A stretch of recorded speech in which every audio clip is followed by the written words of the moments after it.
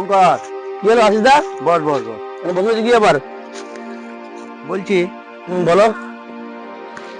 জীবনে বেঁচে থেকে সম্পত্তি করতে পারলাম না এখন। তাই বটে, কি করা যাবে বলো?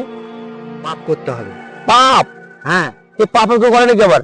হ্যাঁ, পাপ করলে সম্পত্তি হবে। কি করে সেটা সম্ভব আবার? পাপ করলে কি করে সম্ভব জানিস? না। কুম্ভ মেলাতে গিয়ে লোকগুলো কি করতে গিয়েছিল? কেন সব পুণ্য করতে গেছিল? পাপীরা সব পুণ্য করতে গেছিল, পাপ করেছে সারা জীবন, সেটা পুণ্য করতে চান করেছে, পুণ্য করেছে। তাহলে পুণ্য হলে তারা কোথায় যাবে? সব ডাইরেক্ট স্বর্গে চলে যাবে। তাহলে এইবারে কতজন লোক চান করেছে তাও মোটামুটি? তাও হিসাব করে 40 থেকে 50 কোটি তো হবেই ধর। তাহলে 40-50 কোটি লোক সরাসরি এবারে যদি সব স্বর্গে চলে যায়, হ্যাঁ তাহলে নরকের জায়গাগুলো ফাঁকা থাকবে। হ্যাঁ, ঠিকই বলেছিস। আর আমরা যদি পাপ করি, হ্যাঁ, আমরা দুজনে নরকে থাকবো, ওই অত সম্পত্তি সব ভোগ করবো।